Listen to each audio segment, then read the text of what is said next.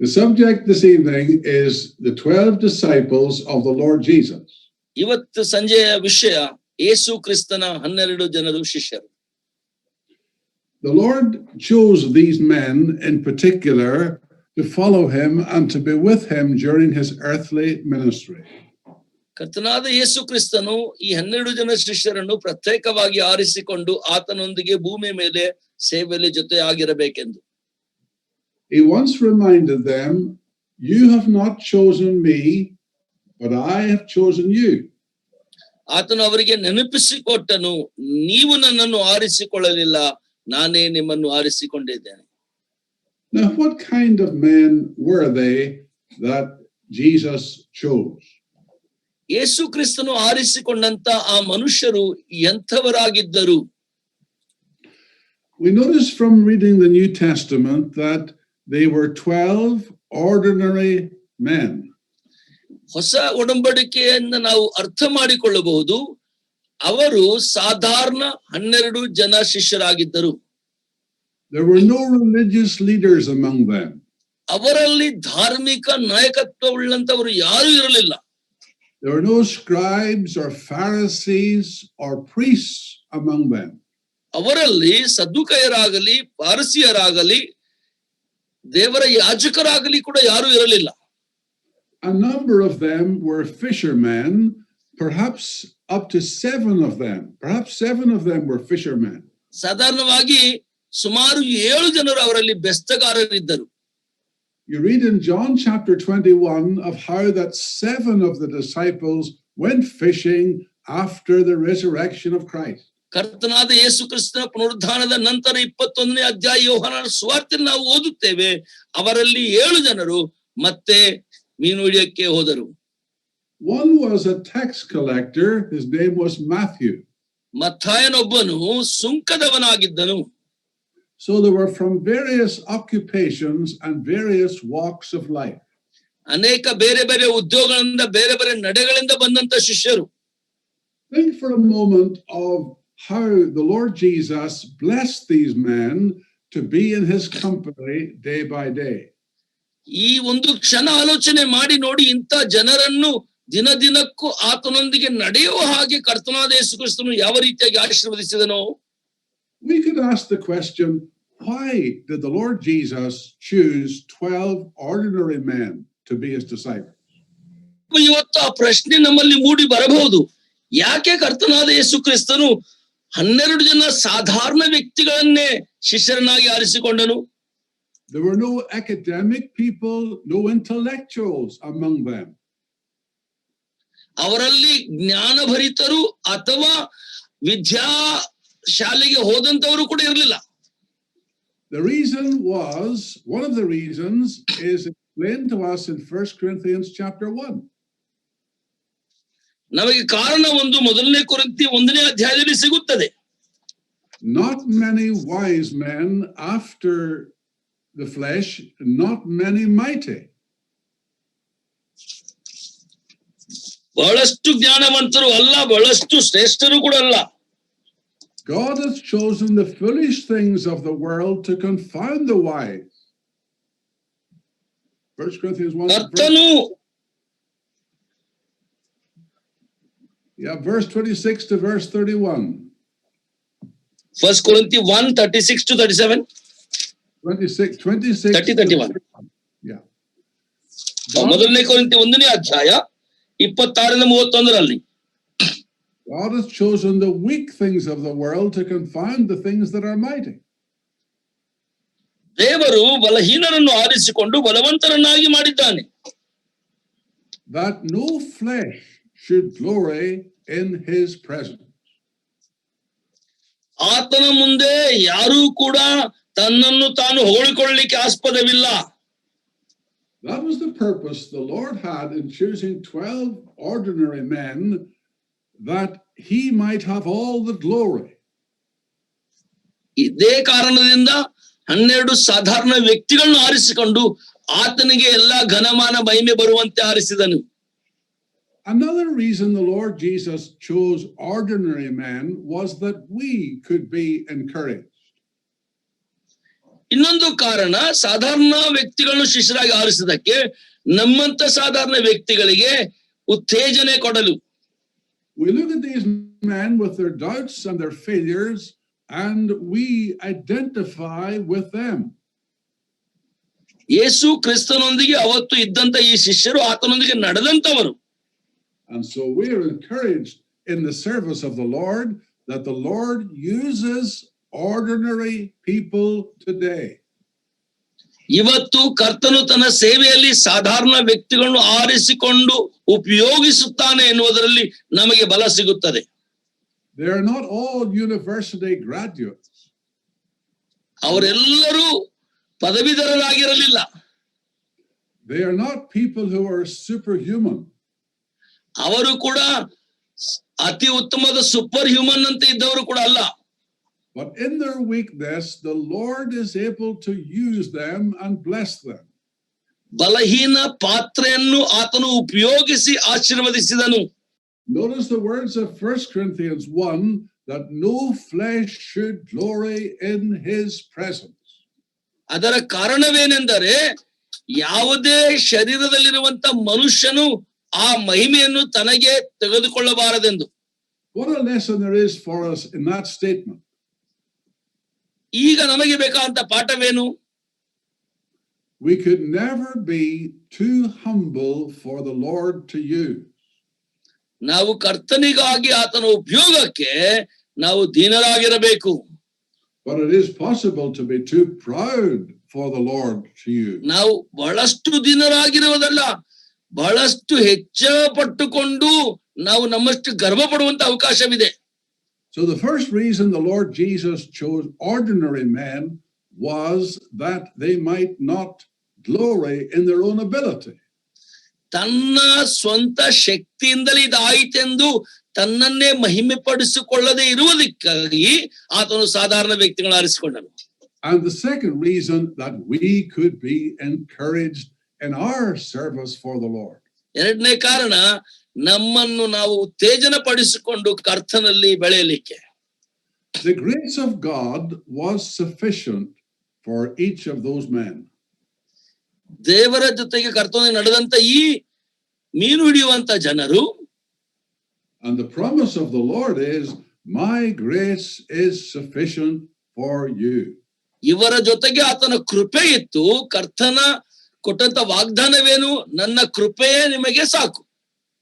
Now think of the privileges that they had to be in the company of the Lord Jesus. ಅವರು ಭಾಗ್ಯವಂತರಂತ ನಾನು ನೆನೆಸ್ತೇನೆ. ಯಾಕಂದ್ರೆ ಕರ್ತನಾದ ಯೇಸು ಕ್ರಿಸ್ತನ ಜೊತೆಗೆ ಅವರಿದ್ದರು. They witnessed all his miracles. ಆತನ ಎಲ್ಲಾ ಅದ್ಭುತ ಕಾರ್ಯಗಳನ್ನು ಕಣ್ಣಾರೆ ಕಂಡರು. They stood at the grave of Lazarus when the Lord Jesus cried with a loud voice, Lazarus, come forth. ಕರ್ತನು ದೊಡ್ಡ ಸ್ವರದಿಂದ ಲಾಜರನೇ ಹೊರಗೆ ಬಾ ಎಂದು ಕೂಗಿದಾಗ ಆತನು ಜೀವಂತವಾಗಿ ಹೊರಗೆ ಬಂದದನ್ನು ಕಣ್ಣಾರೆ ನೋಡಿದರು. They saw him multiplying the bread and fish to feed the hungry multitude. ಕಣ್ಣಿಲ್ಲದಂತ ಕುರುಡರು ಕಂಡದ್ದನ್ನು, ಅನೇಕರಿಗೆ ಊಟ ಬಡಿಸಿದ್ದನ್ನು ಕಣ್ಣಾರೆ ನೋಡಿದರು. They were with him in the boat during the storm when he said, peace be still. ಅವರು ದೋಣಿಯಲ್ಲಿ ಹೋಗುವಾಗ ಬಿರುಗಾಳಿ ಬಂದಾಗ ಅದನ್ನು ಶಾಂತಪಡಿಸಿದನ್ನು ಅವರು ನೋಡಿದರು.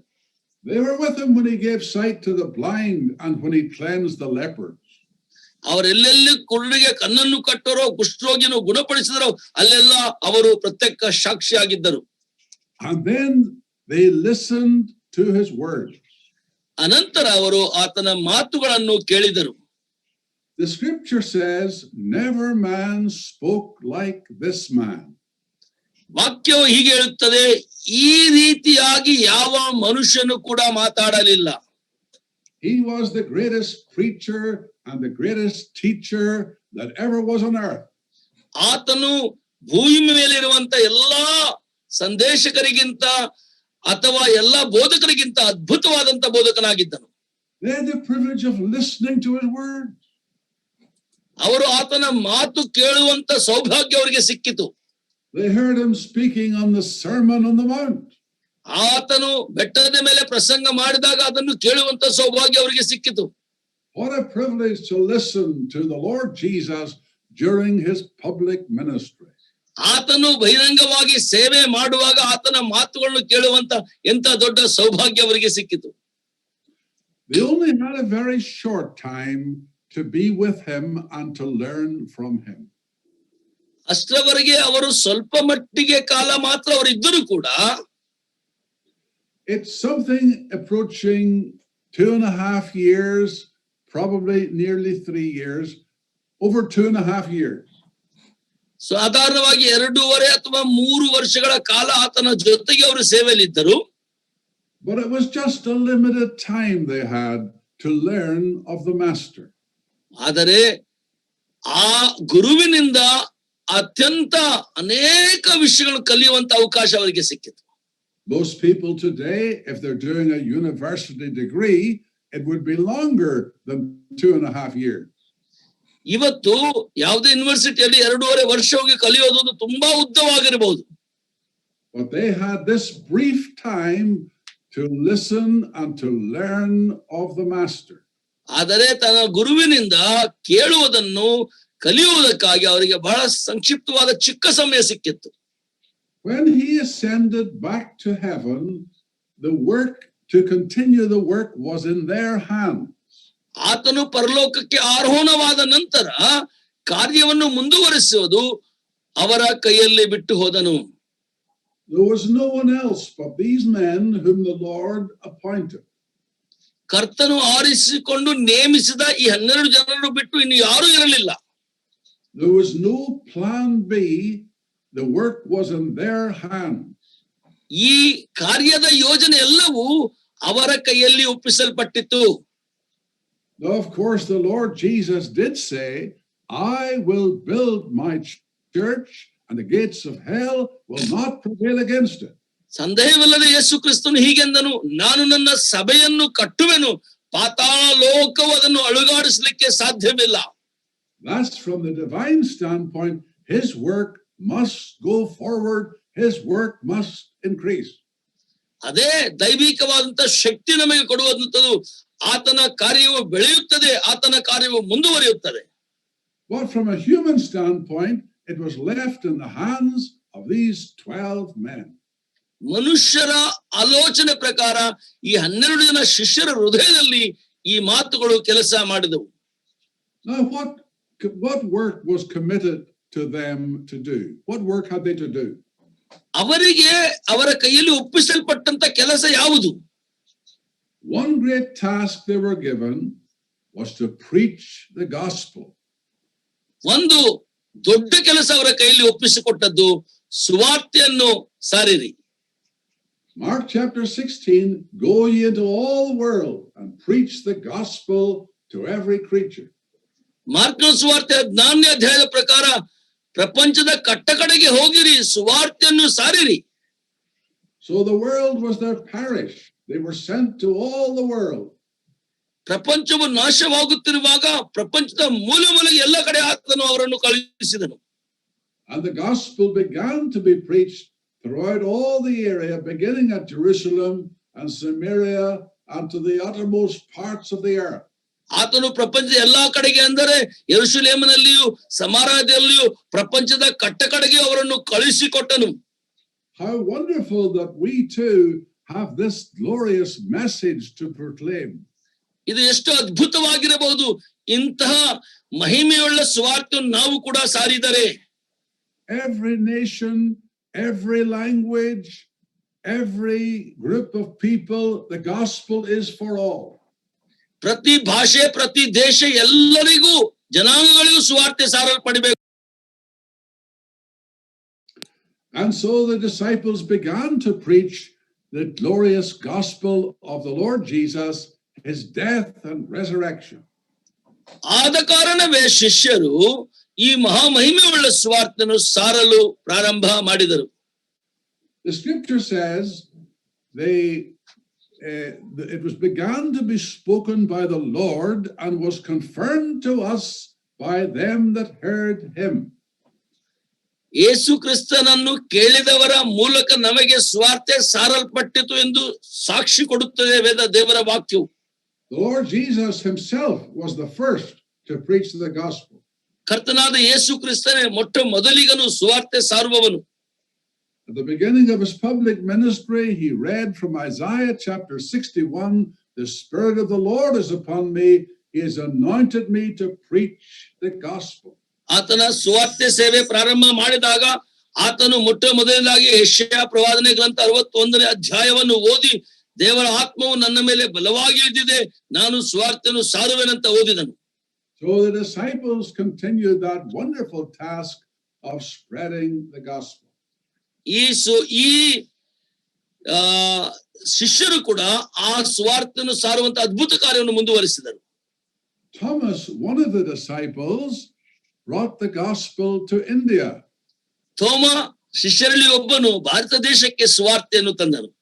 The Lord sent them all with the gospel to reach to the uttermost parts of the earth. ಕರ್ತನು ಅವರನ್ನು ಪ್ರಪಂಚದ ಕಟ್ಟ ಕಡೆಗೆ ಸುವಾರ್ತೆಯನ್ನು ಸಾರಲು ಕಳುಹಿಸಿಕೊಟ್ಟನು. But then another equally important work was to teach the good word of God. ಇನ್ನೊಂದು ಸರಿ ಸಮಾನವಾದಂತ ಆಜ್ಞೆಯಲ್ಲಿತ್ತು, ದೇವರ ವಾಕ್ಯವನ್ನು ಅವರಿಗೆ ಕಲಿಸಿಕೊಡಿರಿ. That's the commission that's given in the Gospel of Matthew, chapter 28. ಅದು ಮತ್ತಾಯನು ಬರೆದ ಸುವಾರ್ತೆ 28ನೇ ಅಧ್ಯಾಯದಲ್ಲಿ ನಮಗೆ ಸಿಕ್ಕಂತ ನಿಯೋಗವಾಗಿದೆ. Mark, the commission is to preach the gospel to all the world. ಮಾರ್ಕನು ಬರೆದ ಸುವಾರ್ತೆ ನಮಗೆ ಸಿಕ್ಕಂತ ನಿಯೋಗ, ಪ್ರಪಂಚದ ಕಟ್ಟ ಕಡೆಗೆ ಹೋಗಿ ಸುವಾರ್ತೆಯನ್ನು ಸಾರಿರಿ. But Matthew has a different emphasis. It's to teach all nations, to make disciples of all nations. ಮತ್ತೇನು ತನ್ನ ನಿಯೋಗದಲ್ಲಿ ಬೇರೆ ಒತ್ತಾಯವನ್ನು ಕೊಟ್ಟು ಅದನ್ನು ವಿವರವಾಗಿ ಈ ರೀತಿಯಾಗಿ ಹೇಳುತ್ತಾ ಇದ್ದಾನೆ, ಪ್ರಪಂಚದ ಕಟ್ಟ ಕಡೆಗೆ ಹೋಗಿ ಅವರಿಗೆ ದೇವರ ವಾಕ್ಯವನ್ನು ಕಲಿಸಿರಿ, ಅನಂತರ ಅವರನ್ನು ಶಿಷ್ಯರನ್ನಾಗಿ ಮಾಡಿರಿ. Teaching them to observe all things whatsoever I have commanded you. ನಾನು ನಿಮಗೆ ಏನನ್ನು ಆಜ್ಞೆ ಕೊಟ್ಟಿದ್ದೇನೆ ಅದನ್ನೆಲ್ಲವನ್ನು ಅವರಿಗೆ ಕಲಿಸಿರಿ. So the commission in Mark is to preach the gospel, and the commission in Matthew is to teach the word and make disciples. ಮಾರ್ಕನು ತನ್ನ ನಿಯೋಗವನ್ನು ಈ ರೀತಿಯಾಗಿ ಅರ್ಥ ಮಾಡಿಕೊಂಡು ನಮಗೆ ವಿವರಿಸುತ್ತಾನೆ, ಸಾರಿರಿ, ಹೋಗಿರಿ ಕಟ್ಟ ಕಡೆಗೆ. ಮತ್ತಾಯನು ದೇವರ ವಾಕ್ಯವನ್ನು ಕಲಿಸಿ ಅವರನ್ನು ಶಿಷ್ಯರನ್ನಾಗಿ ಮಾಡ್ರಿ ಎಂಬ ನಿಯೋಗವನ್ನು ತಿಳಿಸುತ್ತಾನೆ. Both are equally important. ಎರಡೂ ಕೂಡ ಸರಿ ಸಮಾನವಾಗಿ ಪ್ರಾಮುಖ್ಯವಾದವುಗಳೇ. We can't say that to preach the gospel is the all-important thing to see people saved. ಸುವಾರ್ತೆಯನ್ನು ಸಾರಿ ಜನರು ರಕ್ಷಿಸಲ್ಪಡುವುದಂತ ನೋಡುವುದೇ ಬಹಳ ಪ್ರಾಮುಖ್ಯವಂತದ ಅಂತ ಹೇಳಲಿಕ್ಕೆ ಸಾಧ್ಯವಿಲ್ಲ. That is wonderful when people are born again, but it's only the beginning of the work. ಜನರು ರಕ್ಷಿಸಲ್ಪಟ್ಟು ನೂತನ ಜನ್ಮವಾದಾಗ ಅದು ಬಹಳ ಅದ್ಭುತವಾದದ್ದೇ, ಆದರೆ ಅದು ಪ್ರಾರಂಭ ಮಾತ್ರ ಅಂತ ನೆನಪಿರಲಿ. The commission is to make disciples of all nations. ನಮಗೆ ಕೊಟ್ಟಂತ ನಿಯೋಗವೇನೆಂದರೆ ಎಲ್ಲಾ ದೇಶಗಳಲ್ಲಿರುವಂತ ಜನರನ್ನು ಶಿಷ್ಯರನ್ನಾಗಿ ಮಾಡಿರಿ. So the early apostles, that was their responsibility also. ಅಪೊಸ್ತಲರಿಗೆ ಕೊಟ್ಟಂತ ಭಾರ ಅದು. And then they had to complete the writing of the scripture. ಅನಂತರ ದೇವರ ವಾಕ್ಯದ 2 ಸಂಪೂರ್ಣ ಬರವಣಿಗೆಗಳನ್ನು ಅವರ ಕೈಯಲ್ಲಿ ಬಂತು. When the Lord Jesus died and rose again, the New Testament scriptures as we have them were not written.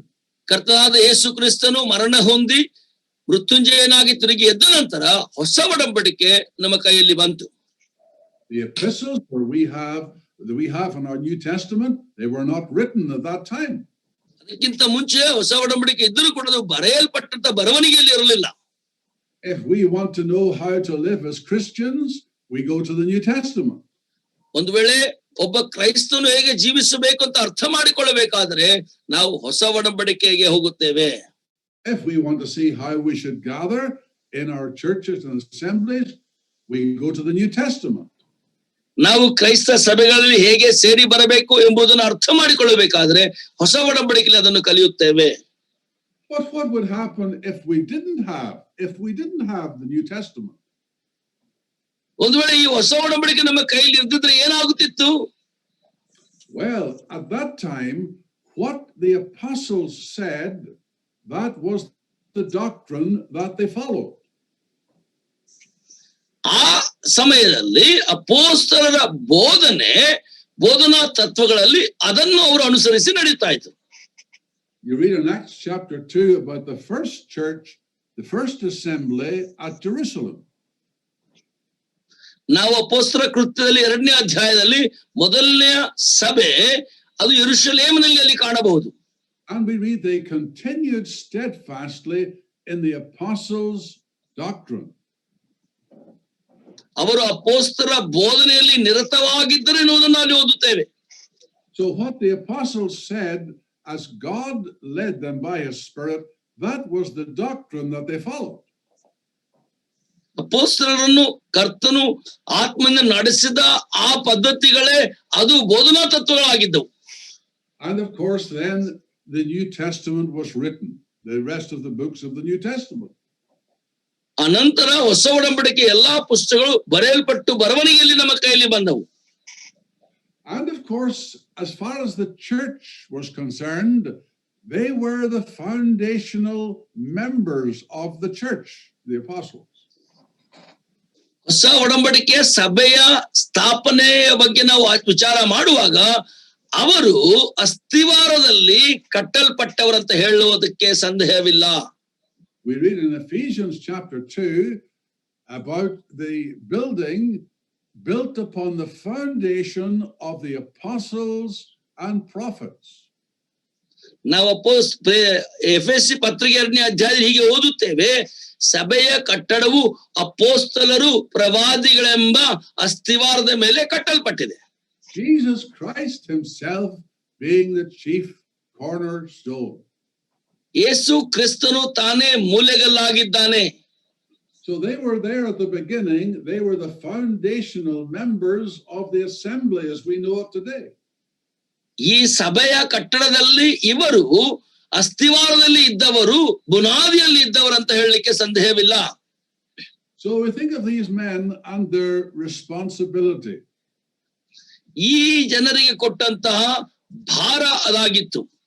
To preach the gospel of the grace of God.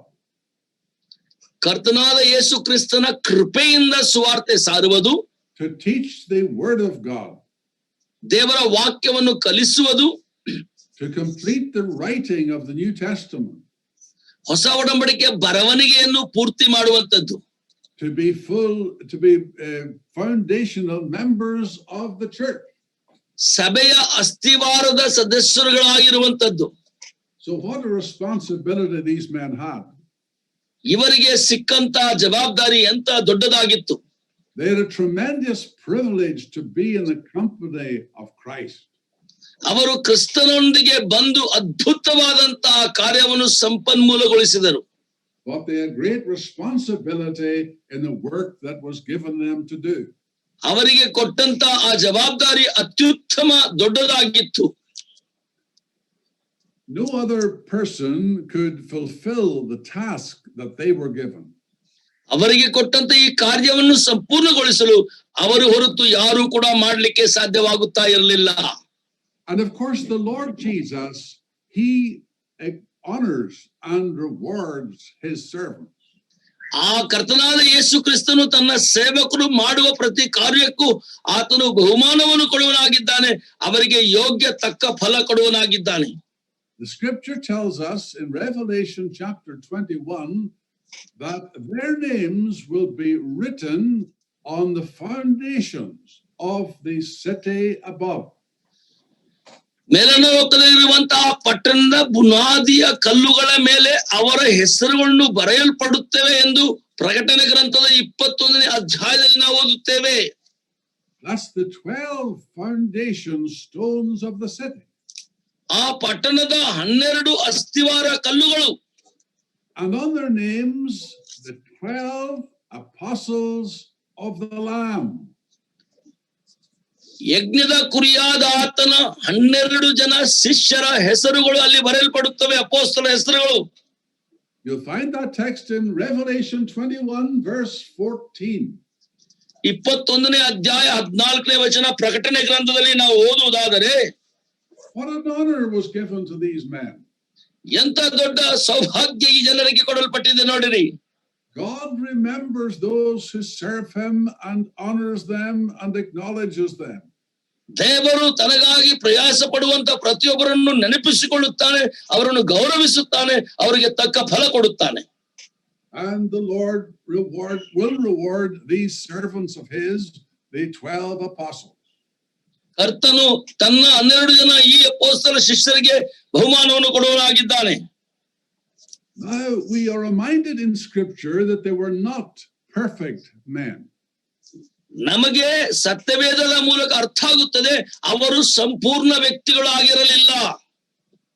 Sometimes the Lord rebuked them. ಕೆಲವು ಸಾರಿ ಕರ್ತನು ಅವರನ್ನು ಗದರಿಸಿದನು.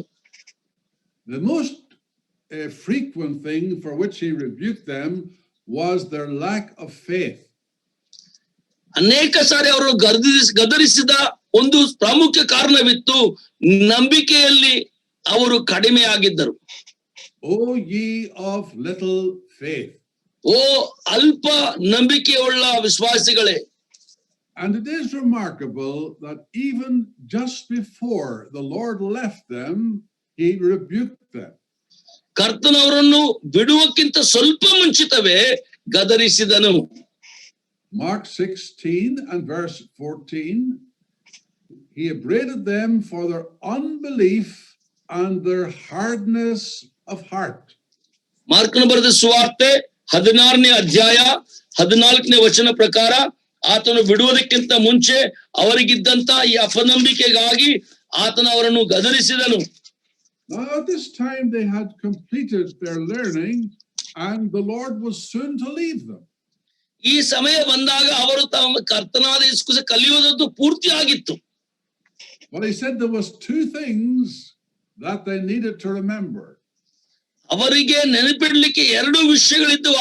ಅವರ ನಾಯಕನಾಗಿ ಆತನು ಹೇಳುವಂತದ್ದು. Two things that the Lord condemned. ಅವರನ್ನು ಗದರಿಸಿದಂತ 2 ವಿಷಯಗಳಲ್ಲಿದ್ದವು. One was unbelief and the other was hardness of heart. ಒಂದು, ಆತನನ್ನು ಅವರು ಪೂರ್ತಿಯಾಗಿ ನಂಬಲಿಲ್ಲ. 2, ಅವರ ಕಾಠಿಣ್ಯವಾದಂತ ಮನಸ್ಸು. Now we can think of our position as believers today.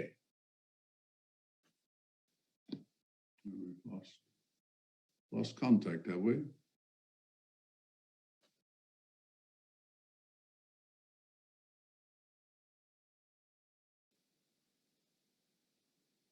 Okay.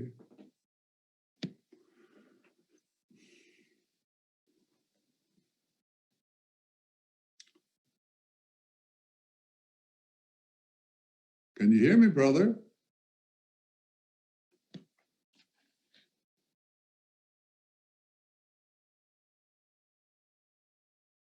Hello? Can you hear me?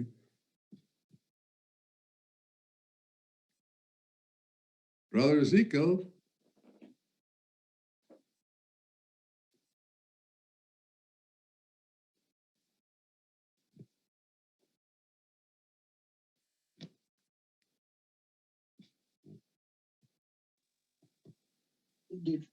Hello.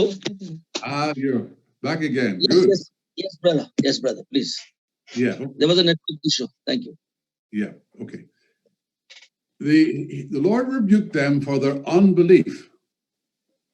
ಅವರಲ್ಲಿರುವಂತ ಅಪನಂಬಿಕೆಗಾಗಿ ಕರ್ತನ ಅವರನ್ನು ಗದರಿಸಿದನು.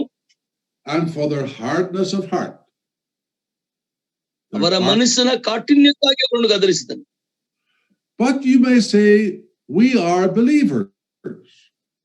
We believe on the Lord. ಆದ್ರೆ ನಾವು ಈ ರೀತಿ ಹೇಳ್ಬಹುದು, ನಾವು ಕರ್ತನಾದ ಯೇಸು ಕ್ರಿಸ್ತನನ್ನು ನಂಬಿದಂತ ವಿಶ್ವಾಸಿಗಳಂತ ಹೇಳ್ಬಹುದು. We have trusted him for our eternal salvation. ನಾವು ನಮ್ಮ ನಿತ್ಯತ್ವದ ರಕ್ಷಣೆಗಾಗಿ ಆತನನ್ನು ನಂಬಿದ್ದೇವಂತ ನಾವು ಹೇಳ್ಬಹುದು. But the question is, can we trust him day by day as we serve him? ಪ್ರಶ್ನೆ ಏನೆಂದರೆ, ದಿನ ದಿನಕ್ಕೂ ನಾವು ಆತನನ್ನು ಸೇವಿಸುವಾಗ ಸಂಪೂರ್ಣವಾಗಿ ಆತನನ್ನು ನಂಬಬಹುದು. And the Lord rebuked them for their hardness of heart. ಅವರ ಮನಸ್ಸಿನ ಕಾಠಿಣ್ಯಕ್ಕಾಗಿ ಆತನು ಅವರನ್ನು ಗದರಿಸಿದನು. Can we ever be marked with having a hard heart that doesn't care for those who are lost? ನಶಿಸುವಂತ ಆತ್ಮಗಳಿಗೆ ಚಿಂತನೆ ಇಲ್ಲದಂತೆ ಕಾಠಿಣ್ಯ ಹೃದಯ ಉಳ್ಳವರಾಗಿ ನಾವು ಕೂಡ ಗದರಿಸಲ್ಪಡಬಹುದು. Another thing for which the Lord rebuked the disciples was that they forgot about his goodness in the past. ಇನ್ನೊಂದು ವಿಷಯ, ಕರ್ತನಾದ ಯೇಸು ಕ್ರಿಸ್ತನು ಶಿಷ್ಯರನ್ನು ಯಾಕೆ ಗದರಿಸಿನಂದ್ರೆ, ಕಳೆದ ದಿನಗಳಲ್ಲಿ ಆತನೊಂದಿಗೆ ಅವರು ಆತನ ಒಳ್ಳೆತನವನ್ನು ಕೂಡ ಮರೆತು ಬಿಟ್ಟರು. Now we know on two separate occasions the Lord fed the 4,000 and the 5,000. ಎರಡು ಬೇರೆ ಬೇರೆ ಸಮಯದಲ್ಲಿ ಕರ್ತನಾದ ಯೇಸು ಕ್ರಿಸ್ತನು 4,000 5,000 ಜನರಿಗೂ ಊಟ ಬಡಿಸಿದ. Both of those miracles are recorded in the Gospel of Matthew. ಮತ್ತೇನು ಬರೆದ ಸುವಾರ್ತೆಯಲ್ಲಿ ಎರಡು ಅದ್ಭುತಗಳು ಬರೆಯಲ್ಪಟ್ಟಿವೆ. And after the Lord had performed those two miracles, the disciples were with him in a ship. ಆ ಎರಡು ಅದ್ಭುತಗಳು ನಡೆದ ನಂತರ ಶಿಷ್ಯರು ಕರ್ತನ ಯೇಸು ಕ್ರಿಸ್ತನೊಂದಿಗೆ ದೋಣಿಯಲ್ಲಿ ಪ್ರಯಾಣ ಮಾಡ್ತಾ ಇದ್ರು. And they were talking among themselves. They said, "We have forgotten to bring bread." ಅವರು ತಮ್ಮೊಳಗೆ ಮಾತಾಡಿದ್ರು, ರೊಟ್ಟಿ ತರುವುದನ್ನು ಮರೆತೇವಲ್ಲವೋ. And the Lord said to them, "Do you not remember how that I fed the multitude?" ಆಗ ಕರ್ತನಾದ ಯೇಸು ಕ್ರಿಸ್ತನು ಹೀಗೆಂದನು, ನಾನು ಸಾವಿರಾರು ಜನರಿಗೆ ಊಟ ಬಡಿಸಿದ್ದು ನಿಮಗೆ ನೆನಪಿಲ್ಲವೋ? Do you not remember how many baskets of fragments that you took up? ರೊಟ್ಟಿಯ ತುಂಡುಗಳು ಎಷ್ಟು ಬುಟ್ಟಿಗಳನ್ನು ನೀವು ಕೊಂಡೊಯ್ದಿರೋ ಅದು ಕೂಡ ನೆನಪಿಲ್ಲವೋ? And very often we can forget the goodness of God to us in the past. ಅನೇಕ ಸಾರಿ ನಾವು ಕೂಡ ಇದೇ ರೀತಿಯಾಗಿ ಕರ್ತನು ನಮಗೆ ಮಾಡಿದಂತ ಎಲ್ಲಾ ಮಹೋಪಕಾರಗಳನ್ನು ಉಳಿತುಗಳನ್ನು ಮರೆಯವರಾಗಿದ್ದೇವೆ. We trust the Lord for the future and for the present because of what he has done for us in the past. ಆತನು ಇಂದಿನ ದಿನಗಳಲ್ಲಿ ನಮಗೆ ಏನನ್ನು ಮಾಡಿದನೋ ಅದನ್ನು ಇವತ್ತು ಮುಂದಿನ ಬರುವ ದಿನಗಳಲ್ಲಿ ಕೂಡ ಅನೇಕ ಸಾರಿ ನಾವು ಮರೆಯವರಾಗಿದ್ದೇವೆ. But the Lord commended Peter on one occasion for his confession at Caesarea Philippi.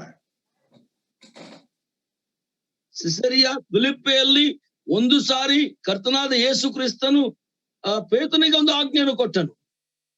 So the Lord rebuked the disciples for a lack of faith. ಶಿಷ್ಯರಿಗೆ ಅವರ ನಂಬಿಕೆಯ ಕೊರತೆಗಾಗಿ ಅವರನ್ನು ಗದರಿಸಿದನು. For forgetting his goodness in the past. ಕಳೆದ ದಿನಗಳಲ್ಲಿ ಆತನು ಮಾಡಿದಂತ ಒಳಿತನ್ನು ಮರೆತದ್ದಕ್ಕೆ ಆತನು ಗದರಿಸಿದನು. And for hardness of heart and not thinking of others. ಅವರ ಮನಸ್ಸಿನ ಕಾಠಿಣ್ಯಕ್ಕಾಗಿ ಅವರನ್ನು ಗದರಿಸಿದನು. But the Lord commended Peter for what he had done, what he had said. ಕರ್ತನಾದ ಯೇಸು ಕ್ರಿಸ್ತನು ಪೇತ್ರನಿಗೆ ಯಾವ ಆಜ್ಞೆಯನ್ನು ಕೊಟ್ಟಿದ್ದನು? He said, "Blessed art thou, Simon Bar-Jonah."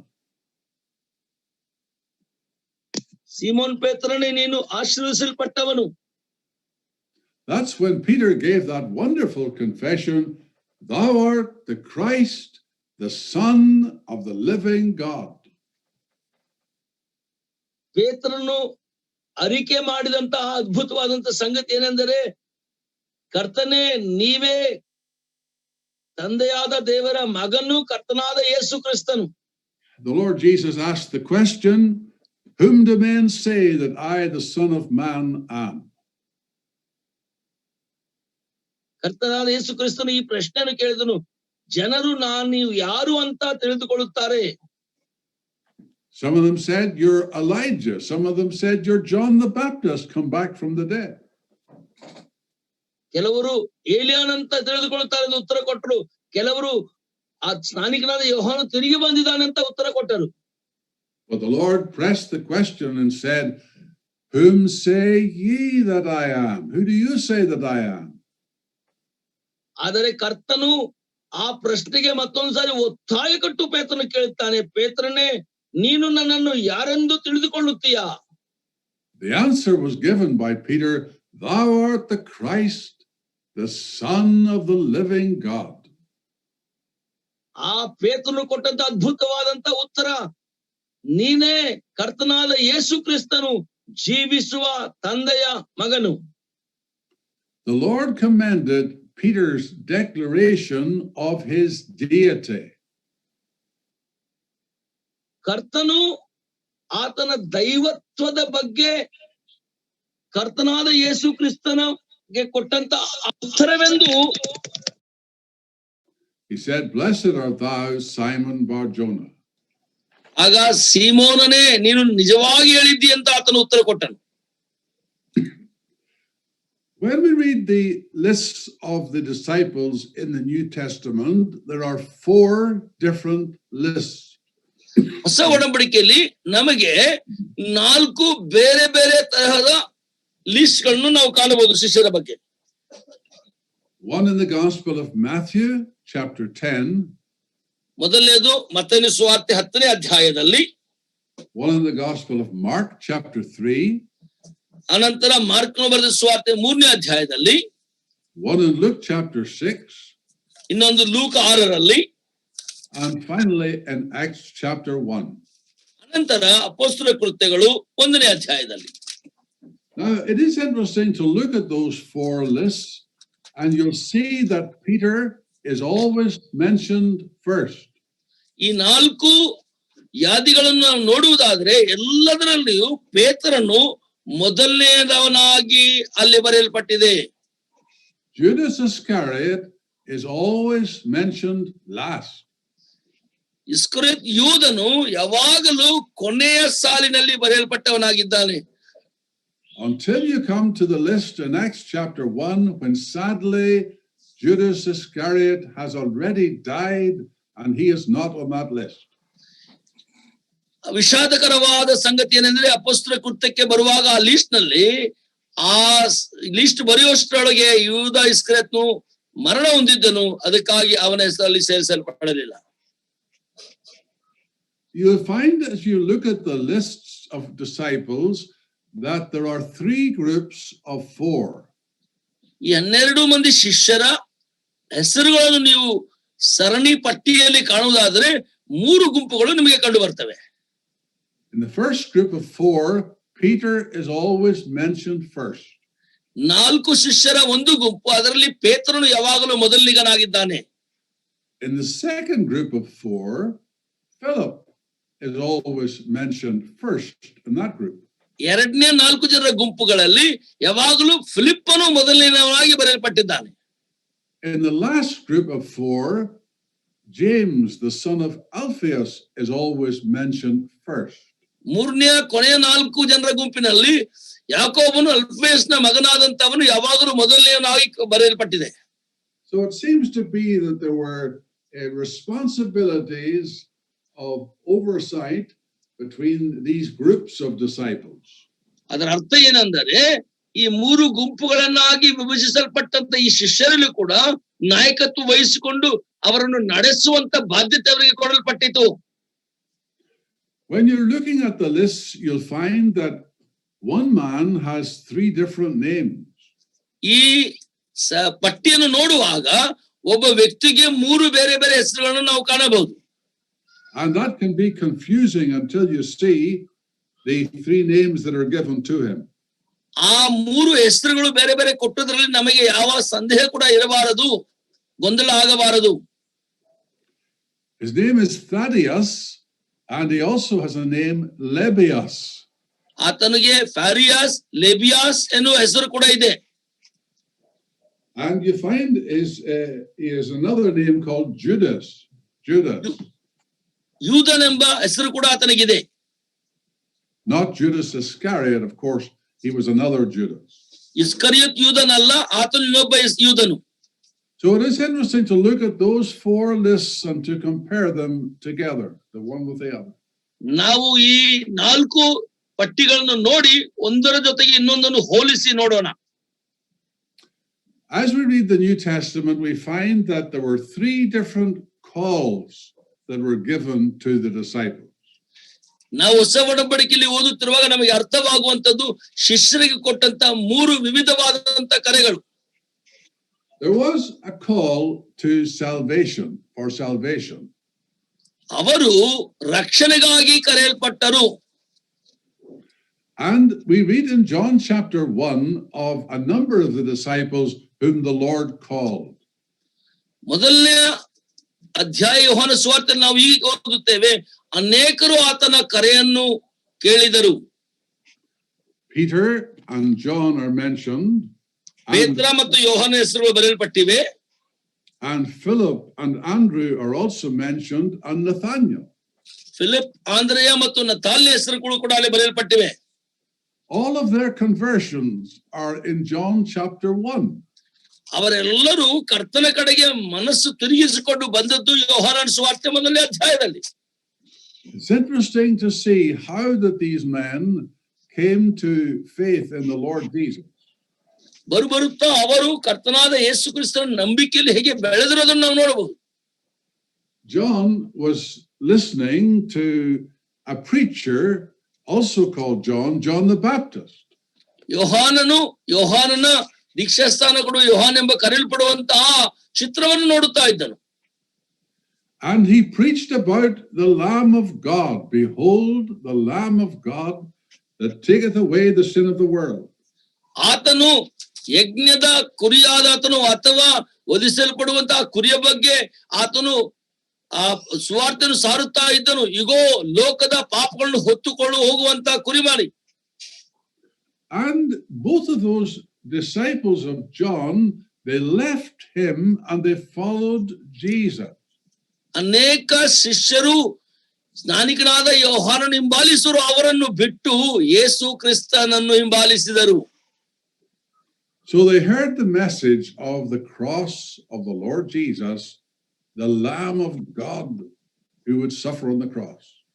ಕರ್ತನಾದ ಯೇಸು ಕ್ರಿಸ್ತನು ದೇವರ ಕುರಿಮರಿ ಶಿಲುಬೆಯ ಮೇಲೆ ನಮಗಾಗಿ ಶ್ರಮೆ ಯಾತನೆ ಪಡುವನೆಂಬ ಸುವಾರ್ತೆ ಕೇಳಿ ಆತನು ಹಿಂಬಾಲಿಸಿದರು. And that is the message that we communicate to people today. ಅದೇ ಸುವಾರ್ತೆ ಆಗಿದೆ ನಾವು ಕೂಡ ಆತನು ಹಿಂಬಾಲಿಸಲಿಕ್ಕೆ ಕಾರಣ. We direct people not to religion, not even to Christianity, but to the person of Christ. ನಾವು ಜನರನ್ನು ಧರ್ಮಕ್ಕೆ ಅಥವಾ ಕ್ರೈಸ್ತ ಧರ್ಮಕ್ಕೂ ಕೂಡ ನಡೆಸುವವರು ಅಲ್ಲವೇ ಅಲ್ಲ, ಕ್ರಿಸ್ತನು ಎಂಬ ವ್ಯಕ್ತಿಯ ಕಡೆಗೆ ನಡೆಸುವವರಾಗಿದ್ದೇವೆ. Our message is still, behold the Lamb of God that bears away the sin of the world. ನಮ್ಮ ಪಾಪಗಳಿಗಾಗಿ ಯಜ್ಞವಾದಂತ ದೇವರ ಕುರಿಮರಿಯ ಕಡೆಗೆ ನಮ್ಮ ಸುವಾರ್ತೆಯಾಗಿದೆ. Now John the Baptist was a great preacher, great prophet. ಸ್ನಾನಿಕನಾದಂತ ಯೋಹಾನನು ಒಂದು ದೊಡ್ಡ ಬೋಧಕನು, ಆತನು ಪ್ರವಾದಿಯಾಗಿದ್ದನು. The Lord Jesus said that of those born of woman, there was not a greater prophet than John the Baptist. ಈ ಭೂಮಿ ಮೇಲೆ ಸ್ತ್ರೀಗೆ ಹುಟ್ಟಿದಂತ ಮಕ್ಕಳಲ್ಲಿ ಸ್ನಾನಿಕನಾದ ಯೋಹಾನನಿಗಿಂತ ದೊಡ್ಡವರು ಇಲ್ಲ ಅಂತ ಯೇಸು ಕ್ರಿಸ್ತನು ಹೇಳಿದನು. What a commendation that was that the Lord Jesus gave about John the Baptist. ಇದು ಎಂತ ದೊಡ್ಡ ಶಿಫಾರಸು ಕರ್ತನಾದ ಯೇಸು ಕ್ರಿಸ್ತನು ತಾನೇ ಸ್ನಾನಿಕನಾದ ಯೋಹಾನನಿಗೆ ಕೊಟ್ಟನಲ್ಲವೋ. John the Baptist didn't need to go to the cities where people were to preach his message. ಸ್ನಾನಿಕನಾದ ಯೋಹಾನನು ಪಟ್ಟಣದಲ್ಲಿ ಜನರಿರುವ ಸ್ಥಳಕ್ಕೆ ಹೋಗಿ ಸುವಾರ್ತೆ ಸಾರುವಂತ ಅವಶ್ಯಕತೆ ಆತನಿಗೆ ಬೀಳಲಿಲ್ಲ. People from the cities came into the wilderness to listen to John preaching. ಈ ಯೋಹಾನನು ಸಾರುವ ಸುವಾರ್ತೆಯನ್ನು ಕೇಳಲು ಜನರು ಪಟ್ಟಣದಿಂದ ಕಾಡಿನಲ್ಲಿ ಅಥವಾ ಅರಣ್ಯಕ್ಕೆ ಆತನಿರುವ ಸ್ಥಳಕ್ಕೆ ಬಂದರು. So he was a great preacher and he had a great text. Behold the Lamb of God. ಆತನು ಅದ್ಭುತವಾದಂತ ಒಬ್ಬ ಸಂದೇಶಕನು. ಆತನ ಕಡೆಗೆ ಇದ್ದಂತ ಆ ವಾಕ್ಯ ಭಾಗ ಏನಿತ್ತು, ಇಗೋ ಲೋಕದ ಪಾಪಗಳನ್ನು ಹೊತ್ತುಕೊಂಡು ಹೋಗುವಂತ ಕುರಿಮರಿ. So two of his disciples, that's disciples of John the Baptist, they followed Jesus. ಸ್ಥಾನಿಕರ ಯೋಹಾನನ ಇಬ್ಬರು ಶಿಷ್ಯರು ಅವನನ್ನು ಬಿಟ್ಟು ಕ್ರಿಸ್ತನನ್ನು ಹಿಂಬಾಲಿಸಿದರು. One was Andrew and the other was John. ಒಬ್ಬನು ಆಂದ್ರೆಯ, ಎರಡನೆಯವನು ಯೋಹಾನನು. They became, of course, two of the apostles that were among the 12. ಅವರು ಕೂಡ 12 ಜನ ಅಪೊಸ್ತಲರಲ್ಲಿ ಬರೆಯಲ್ಪಟ್ಟವರಾಗಿದ್ದರು. Now we're told that Andrew had a brother, his name was Simon Peter. ಆಂದ್ರೆಯನಿಗೆ ಒಬ್ಬ ಸಹೋದರನಿದ್ದನು, ಆತನ ಹೆಸರು ಸಿಮೋನು ಪೇತ್ರ. And the scripture says he first findeth his own brother Simon. ದೇವರ ವಾಕ್ಯ ಹೀಗೆನ್ನುತ್ತದೆ, ಆತನು ಹೋಗಿ ಮೊದಲಿಗೆ ತನ್ನ ಸ್ವಂತ ಸಹೋದರನನ್ನು ಹುಡುಕಿದನು. So his first thought was, I must bring my brother to Jesus to meet with him. ಈ ವಾಕ್ಯ ನಮಗೆ ಈ ರೀತಿಯಾದಂತ ಪ್ರೇರೇಪಣೆ ಅಥವಾ ಒತ್ತಾಯ ಕೊಡುತ್ತದೆ.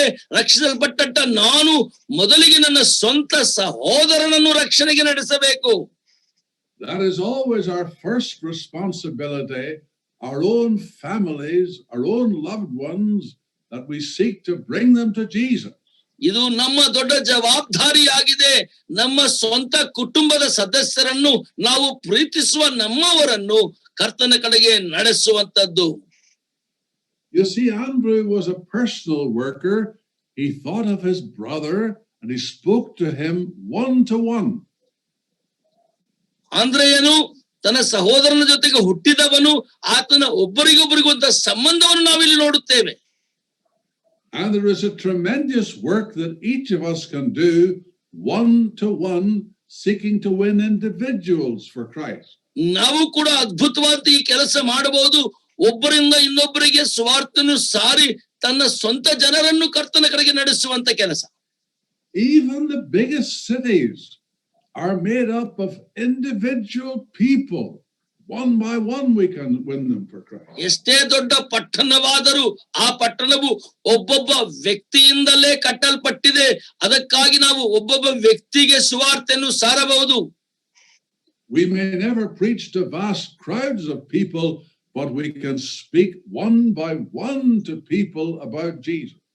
ನಾವು ದೊಡ್ಡ ಗುಂಪಿಗೆ ಸುವಾರ್ತೆ ಸಾರುವುದಕ್ಕಿಂತ ಒಬ್ಬೊಬ್ಬ ವ್ಯಕ್ತಿಗೆ ನಿತ್ಯತ್ವ ಸತ್ಯದ ಬಗ್ಗೆ ಹೇಳುತ್ತಾ ಹೋಗುವುದು ಒಳ್ಳೆಯದು. So there was 3 of the disciples all mentioned in this chapter, John and Andrew and Peter. ಯೋಹಾನ, ಆಂದ್ರೆಯ ಮತ್ತು ಪೇತ್ರನ ಬಗ್ಗೆ ಈ ಅಧ್ಯಾಯದಲ್ಲಿ ಯಾವಾಗಲೂ ಬರೆಯಲ್ಪಟ್ಟಿದೆ. Then we have another one in verse 43 of John chapter 1. 1:43 ಯೋಹಾನನ ಸುವಾರ್ತೆಯಲ್ಲಿ ನಾವು ಇನ್ನೊಬ್ಬ ವ್ಯಕ್ತಿಯನ್ನು ಕಾಣುತ್ತೇವೆ. It says that Jesus went into Galilee and he findeth Philip.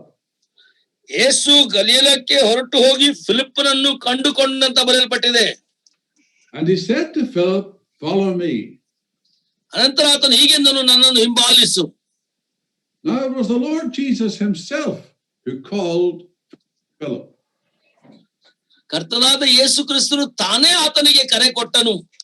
There was no preacher who was mentioned, no personal worker is mentioned. ಯಾವ ಬೋಧಕನಾಗಲಿ ಯಾವ ವ್ಯಕ್ತಿಕ ಸ್ವಾರ್ಥ ಸಾರುವನು ಕೂಡ ಅಲ್ಲಿ ಬರೆಯಲ್ಪಟ್ಟಿಲ್ಲ. Jesus called Philip and said, follow me. ಯೇಸು ಕ್ರಿಸ್ತನು ಫಿಲಿಪ್ಪನನ್ನು ಕರೆದು ನನ್ನನ್ನು ಹಿಂಬಾಲಿಸು ಎಂದನು. Now the Lord does use us in the work of the gospel in winning souls for Christ. ಈ ರೀತಿಯಾಗಿ ಕರ್ತನು ತಾನೇ ನಮ್ಮನ್ನು ಆತ್ಮಗಳನ್ನು ಗೆಲ್ಲುವುದರಲ್ಲಿ ಸಹಾಯ ಮಾಡಲಿ. But we must remember that the Lord is sovereign and he can speak to individuals without our help whatsoever. ಆದರೆ ಸುವಾರ್ತೆ ಸಾರುವಂತ ನಾವು ಒಂದು ಮಾತು ನೆನಪಿಟ್ಟುಕೊಳ್ಳೋಣ, ದೇವರು ಸಾರ್ವಭೌಮ್ಯವುಳ್ಳವನು, ಸರ್ವೋನ್ನತನು. ಆತನು ವೈಯಕ್ತಿಕವಾಗಿ ವ್ಯಕ್ತಿಗಳ ಹೃದಯಕ್ಕೆ ಮಾತಾಡುತ್ತಾನೆ, ಅವರನ್ನು ಬದಲಾಯಿಸುವನು ಆತನೇ. We see that principle in the conversion of Philip. The Lord called him and said, follow me. ಈ ಫಿಲಿಪ್ಪನ ಮಾನಸಾಂತರದಲ್ಲಿ ಆ ವಿಷಯವನ್ನು ನಾವು ಬಹಳ ಸ್ಪಷ್ಟವಾಗಿ ಕಾಣಬಹುದು. ಯೇಸು ಕ್ರಿಸ್ತನೇ ನನ್ನನ್ನು ಹಿಂಬಾಲಿಸು ಎಂದನು, ಆತನು ಹಿಂಬಾಲಿಸಿದನು. In John chapter 21, the Lord Jesus calls to the fishermen who were fishing without success. ಕರ್ತನಾದ ಯೇಸು ಕ್ರಿಸ್ತನು ಯೋಹಾನ ಸುವಾರ್ತೆ 21ನೇ ಅಧ್ಯಾಯದಲ್ಲಿ ಮೀನು ಹಿಡಿಯುವಂತವರು ರಾತ್ರೆಲ್ಲ ಮೀನು ಹಿಡಿದು ಸೋತು ಹೋದಂತವರನ್ನು ಕರೆದನು. And you will remember the story how that he told them where to fish. He knew where the fish were. ಆದರೆ ಈ ರಾತ್ರೆಲ್ಲ ಮೀನು ಹಿಡಿದು ಸೋತು ಹೋದಂತವನ್ನು ಕರೆದು ಎಲ್ಲಿ ಮೀನು ಇದೆಯೋ ಅದನ್ನು ಸರಿಯಾದ ಸ್ಥಳ ತೋರಿಸುವುದಕ್ಕೆ ಕರೆದನು. And after working all night and catching no fish, they had a great haul of fishes and the nets were full. ರಾತ್ರೆಲ್ಲವೂ ಪ್ರಯಾಸ ಪಟ್ಟು ಒಂದು ಮೀನು ಸಿಗದಂತ ಇವರಿಗೆ ಕರ್ತನು ತೋರಿಸಿದ ಸ್ಥಳದಲ್ಲಿ ಅದ್ಭುತವಾಗಿ ಅನೇಕ ಮೀನುಗಳು ಸಿಕ್ಕವು. So the Lord told them where to fish, and he caused them to have great success in fishing. ಆದರೆ ಕರ್ತನಾದ ಯೇಸು ಕ್ರಿಸ್ತನು ಮೀನು ಎಲ್ಲಿದೆ ಆ ಸ್ಥಳವನ್ನು ತೋರಿಸಿದನು, ಅದ್ಭುತವಾದ ವಿಜಯ ಅವರಿಗೆ ಕೊಟ್ಟನು.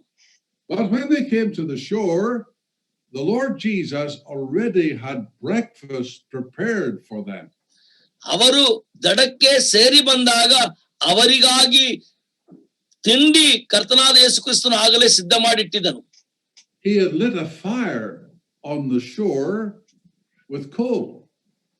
ಆತನು ದಡದಲ್ಲಿ ಬೆಂಕಿಯನ್ನು ಹಚ್ಚಿ ಸಿದ್ಧವಾಗಿದ್ದನು. And the scripture says he had fish and bread prepared for them.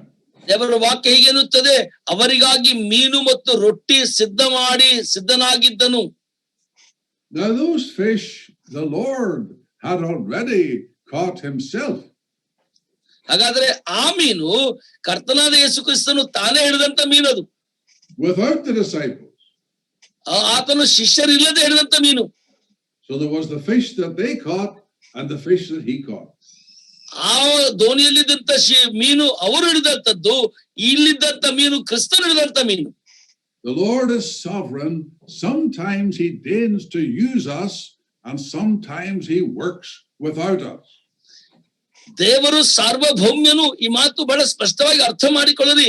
ಕೆಲವು ಸಾರಿ ನಮ್ಮನ್ನು ಉಪಯೋಗಿಸಿ ಆತನು ಕೆಲಸ ಮಾಡುತ್ತಾನೆ, ಕೆಲವು ಸಾರಿ ನಮ್ಮನ್ನು ಬಿಟ್ಟು ನಾವಿಲ್ಲದೆ ಆತನು ಸಂಪೂರ್ಣ ಕೆಲಸ ಮಾಡುತ್ತಾನೆ. Now there's one more of the disciples whose conversion is in John chapter 1. His name is Nathaniel. ಇನ್ನೊಬ್ಬ ವ್ಯಕ್ತಿ ಯೋಹಾನ ಸುವಾರ್ತೆ 1ನೇ ಅಧ್ಯಾಯದಲ್ಲಿ ನಾವು ಕಾಣುತ್ತೇವೆ, ಆತನ ಹೆಸರು ನತಾನಿಯೇಲ. It says that Philip found Nathanael and said, "Come and see the Lord Jesus." ಫಿಲಿಪ್ಪ ಮತ್ತು ನತಾನಿಯೇಲಗೆ ಹೇಳ್ತಾರೆ, ಬಂದು ಯೇಸು ಕ್ರಿಸ್ತನನ್ನು ನೋಡಿರಿ. It says that Philip found Nathanael. That is, he must have spent time and effort looking for him. ಹಾಗಾದ್ರೆ ಈ ರೀತಿಯಾಗಿ ನಾವು ಹೇಳಬಹುದು, ಫಿಲಿಪ್ಪನು ನತಾನಿಯೇಲನೊಂದಿಗೆ ಸಮಯವನ್ನು ಕಳೆದನು, ನತಾನಿಯೇಲನಿಗೆ ವಿವರವನ್ನು ತಿಳಿಸಿದನು. Are we prepared to spend time and effort and go out of our way to try to reach people for Christ? ನಾವು ಕೂಡ ಕರ್ತನನ್ನು ಜನರನ್ನು ಕರ್ತನಾದ ಯೇಸು ಕ್ರಿಸ್ತನ ಕಡೆಗೆ ನಡೆಸಬೇಕಾದ್ರೆ ಅವರೊಂದಿಗೆ ಸಮಯ ಕಳೆಯಬೇಕು, ಅವರಿಗೆ ವಾಕ್ಯವನ್ನು ತಿಳಿಸಿ ಹೇಳಬೇಕು. He told Nathanael, "We have found the Messiah." ಆತನ ನತಾನಿಯೇಲನಿಗೆ ಹೀಗೆಂದನು, ನಾವು ಮೆಸ್ಸೇನನ್ನು ಕಂಡೆವು, ಬಂದು ನೋಡು. Jesus of Nazareth. ನಜರೇತಿನ ಯೇಸು ಕ್ರಿಸ್ತನನ್ನು ಕಂಡೆವು. Nathanael said, "Can any good thing come out of Nazareth?" ನತಾನಿಯೇಲ ಹೀಗೆ ಹೇಳುತ್ತಾನೆ, ಒಳ್ಳೆಯದೇನಾದರೂ ನಜರೇತಿನಿಂದ ಬರುವುದುಂಟೋ? Reminding us of that humble place with a bad reputation where the Lord Jesus was brought up. ಅಲ್ಲಿರುವಂತಹ ಕೆಟ್ಟದಾದಂತಹ ಸಂಗತಿಗಳಿಂದ ತಗ್ಗಿಸಿಕೊಂಡಂತ ಕರ್ತನಾದ ಯೇಸು ಕ್ರಿಸ್ತನು ಒಳ್ಳೆಯದನ್ನು ಮೇಲಕ್ಕೆ ತರಲಿಕ್ಕೆ ಸಿದ್ಧಪಡಿಸಿದ್ದಾನೆ ಎನ್ನುವುದನ್ನು ನೆನಪಿಸಿಕೊಡುತ್ತಾ ಇದೆ. But Philip said simply, "Come and see for yourself. Come and see." ಆದ್ರೆ ಫಿಲಿಪ್ಪನು ಬಹಳ ಸಾಧಾರಣ ಉತ್ತರ ಕೊಟ್ಟನು, ಬಂದು ನೋಡು, ನಿನ್ನಷ್ಟಕ್ಕೆ ನೀನೇ ನೋಡುಕೋ. And Philip brought Nathanael to the Lord Jesus. ಫಿಲಿಪ್ಪನು ನತಾನಿಯೇಲನನ್ನು ಕರ್ತನಾದ ಯೇಸು ಕ್ರಿಸ್ತನ ಕಡೆಗೆ ನಡೆಸಿದನು. So in John chapter 1, you have the conversion stories of 5 of the disciples. ಯೋಹಾನನ ಸುವಾರ್ತೆ 1ನೇ ಅಧ್ಯಾಯದಲ್ಲಿ 5 ಜನರ ಶಿಷ್ಯರ ಮಾನಸಾಂತರವನ್ನು ನಾವಲ್ಲಿ ಕಾಣಬಹುದು. Another one you'll find in Matthew chapter 9, the call of Matthew. 9ನೇ ಅಧ್ಯಾಯ ಮತ್ತಾಯನ ಸುವಾರ್ತೆಯಲ್ಲಿ ನಾವು ಮತ್ತಾಯನ ಕರೆಯನ್ನು ಅಲ್ಲಿ ನೋಡಬಹುದು. And the Lord Jesus simply called to Matthew, sitting at his desk, "Follow me." ಕರ್ತನಾದ ಯೇಸು ಕ್ರಿಸ್ತನು ಬಹಳ ಸಾಧಾರಣವಾದ ಕರೆ ಮತ್ತೇನು ಕೊಟ್ಟನು, ತನ್ನ ಮೇಜನ್ನು ಅಲ್ಲಿ ಬೀಸಾಕಿ ನನ್ನನ್ನು ಹಿಂಬಾಲಿಸು. So that's the first call, is the call to salvation. ಮೊಟ್ಟ ಮೊದಲನೇ ಕರೆ ರಕ್ಷಣೆಗಾಗಿ ಕೊಟ್ಟಂತ ಕರೆ ಆಗಿತ್ತದು. Every person who seeks to be a disciple of the Lord Jesus must be clear that they have that call to accept him as the Lamb of God. ಪ್ರತಿಯೊಬ್ಬ ವಿಶ್ವಾಸಿಯು ಅಥವಾ ಶಿಷ್ಯನು ಆತನನ್ನು ಹಿಂಬಾಲಿಸಲಿಕ್ಕಿರುವಂತವನು ಈ ಕರೆ ಬಗ್ಗೆ ಬಹಳ ಸ್ಪಷ್ಟವಾಗಿರಬೇಕು. ಆತನಿಗೆ ಕರ್ತನಾದ ಯೇಸು ಕ್ರಿಸ್ತನು ನಮ್ಮ ಪಾಪಗಳಿಗೆ ಆಗಿ ಒದಿಸಲ್ಪಡುವಂತ ಕುರಿಮರಿಯಾಗಿದ್ದಾನೆ ಎಂದು ಅರ್ಥ ಮಾಡಿಕೊಳ್ಳಬೇಕು. Then, of course, the second call was a call to service. ಎರಡನೇ ಕರೆಯಾಗಿತ್ತು ಆತನನ್ನು The Lord Jesus came by the shore of Galilee and called the disciples. ಕರ್ತನಾದ ಯೇಸು ಕ್ರಿಸ್ತನು ಗಲಿಲಿಯ ದಡಕ್ಕೆ ಬಂದನು ಶಿಷ್ಯರೊಂದಿಗೆ. There were 4 disciples fishing in 2 different ships. 4 ಜನ ಶಿಷ್ಯರು 2 ಬೇರೆ ಬೇರೆ ದೋಣಿಗಳಲ್ಲಿ ಮೀನು ಹಿಡಿಯಲಿಕ್ಕೆ ಹೋಗಿದ್ದರು. And the Lord simply said to them, "Follow me." ಕರ್ತನು ಬಹಳ ಸಾಧಾರಣವಾಗಿ ಒಂದು ಕರೆ ಕಟ್ಟೋನು, ನನ್ನನ್ನು ಹಿಂಬಾಲಿಸಿರಿ. Peter and John and Andrew were fishing. ಪೇತ್ರ, ಯೋಹಾನ, ಆಂದ್ರೆಯ ಇವರು ಮೀನನ್ನು ಹಿಡಿಯುತ್ತಾ ಇದ್ದರು. And that was not the first time that they had met the Lord Jesus. ಯೇಸು ಕ್ರಿಸ್ತನನ್ನು ಅವರು ಭೇಟಿ ಮಾಡಿದ್ದು ಅದು ಮೊಟ್ಟ ಮೊದಲನೇ ಸಾರಿ ಅಲ್ಲ ಪ್ರಿಯರೇ. Because they had already been called to him for salvation. ಏಕೆಂದರೆ ಅವರು ಇದಕ್ಕಿಂತ ಮುಂಚಿತವಾಗಿ ರಕ್ಷಣೆಗಾಗಿ ಆತನಿಂದ ಕರೆ ಹೊಂದಿದವರಾಗಿದ್ದರು. You can read about that call to service in Luke chapter 5 or in Matthew chapter 4. ಮತ್ತೆ 4 ಅಥವಾ ಲೂಕನ ಸುವಾರ್ತೆ 5ನೇ ಅಧ್ಯಾಯದಲ್ಲಿ ಆ ಕರೆಯ ಬಗ್ಗೆ ನಾವು ಓದಬಹುದು. 4 disciples, Peter, Andrew, James, and John. ಪೇತ್ರ, ಆಂದ್ರೆಯ, ಯೋಹಾನ ಮತ್ತು ಯಾಕೋವ ಇವರು. And we remember the words of the Lord Jesus, "Follow me, I will make you fishers of men." ನಾವು ಯೇಸು ಕ್ರಿಸ್ತನು ನುಡಿದಂತಹ ಮಾತುಗಳನ್ನು ನೆನಪಿಸಿಕೊಳ್ಳುತ್ತೇವೆ. ನನ್ನನ್ನು ಹಿಂಬಾಲಿಸಿರಿ, ನಾನು ನಿಮ್ಮನ್ನು ಮನುಷ್ಯರನ್ನು ಹಿಡಿಯುವಂತ ಬೆಸ್ತಗಾರನ್ನಾಗಿ ಮಾಡುವೆನು. You have been fishing for fish, now you must be fishing for men. ಇಷ್ಟವರೆಗೆ ಮೀನನ್ನು ಹಿಡಿದಿದ್ದೀರಿ, ಈಗ ನೀವು ಮನುಷ್ಯರನ್ನು ಹಿಡಿಯುವಂತವರಾಗಿರಬೇಕು. Notice what the Lord Jesus said, "I will make you fishers of men." ಅದನ್ನೇ ಯೇಸು ಕ್ರಿಸ್ತನು ನುಡಿದದ್ದು, ನಾನು ನಿಮ್ಮನ್ನು ಮನುಷ್ಯರನ್ನು ಹಿಡಿಯುವ ಬೆಸ್ತಗಾರನ್ನಾಗಿ ಮಾಡುವೆನು. He will equip them, he will train them, he will make them fishers of men. ಆತನೇ ಅವರನ್ನು ಬಲಪಡಿಸುವನು, ಆತನೇ ಅವರನ್ನು ಸಿದ್ಧಗೊಳಿಸುವನು, ಆತನೇ ಅವರನ್ನು ಮನುಷ್ಯರನ್ನು ಹಿಡಿಯುವ ಬೆಸ್ತಗಾರನಾಗಿ ಮಾಡುವನು. A call to service. It was a call. ಸೇವೆ ಮಾಡುವಕ್ಕೆ ಕರೆಯಲ್ಪಟ್ಟವರು. It is interesting in scripture that the Lord always causes busy people. He calls busy people to serve.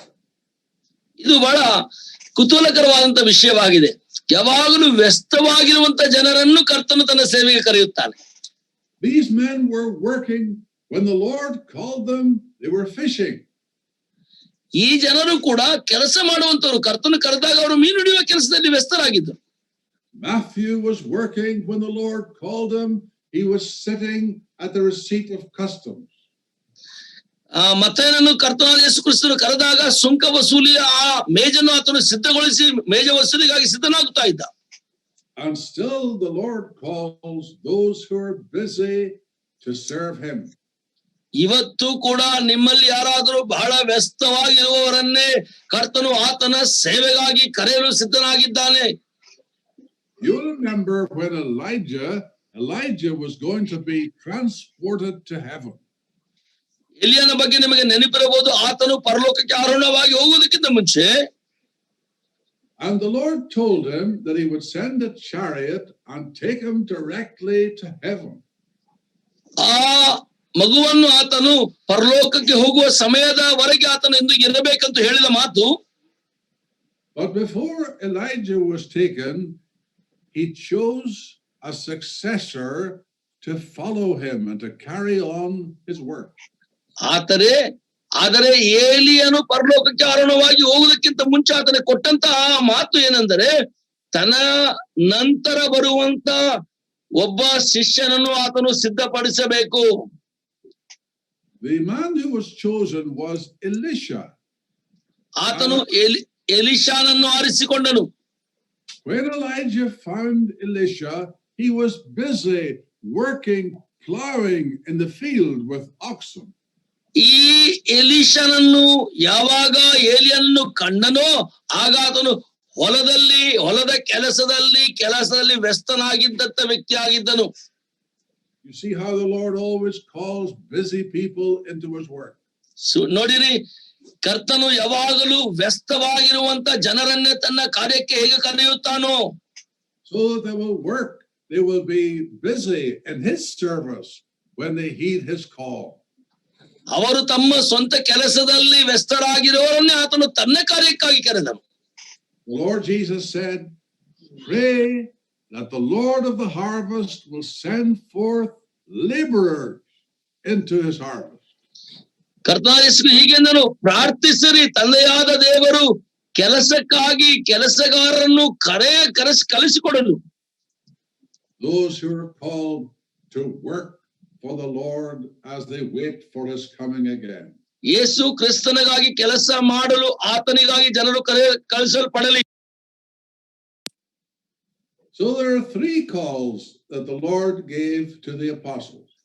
ಅಪೊಸ್ತಲರಿಗೆ ಕರ್ತನು 3 ಕರೆಗಳನ್ನು ಕೊಟ್ಟನು. The first was a call to salvation. ಮೊದಲನೇದು ರಕ್ಷಣೆಗಾಗಿ ಕೊಟ್ಟಂತ ಕರೆ. The second is a call to service. ಎರಡನೇದು ಸೇವೆಗಾಗಿ ಕರೆ. And the third was a call to apostleship. ಮೂರನೇದು ಅಪೊಸ್ತಲರಾಗಿರಲು ಕೊಟ್ಟಂತ ಕರೆ. Now you read of that third call in the Gospel of Luke chapter 6. ಲೂಕನ ಬರೆದ ಸುವಾರ್ತೆ 6ನೇ ಅಧ್ಯಾಯದಲ್ಲಿ 3ನೇ ಕರೆಯನ್ನು ಓದುತ್ತೇವೆ. And you read there about the Lord Jesus going out to the mountainside and praying all night. ಕರ್ತನಾದ ಯೇಸು ಕ್ರಿಸ್ತನು ಇವರನ್ನು ಆರಿಸಿಕೊಳ್ಳುವುದಕ್ಕಿಂತ ಮುಂಚೆ ರಾತ್ರಿ ಎಲ್ಲವೂ ಆತನು ಪ್ರಾರ್ಥಿಸಿದನು ಅಂತ ನಾವು ಓದುತ್ತೇವೆ. The next morning he chose his disciples. ಮಾರನೇ ಮುಂಜಾನೆ ಆತನು ತನ್ನ ಶಿಷ್ಯರನ್ನು ಆರಿಸಿಕೊಂಡನು.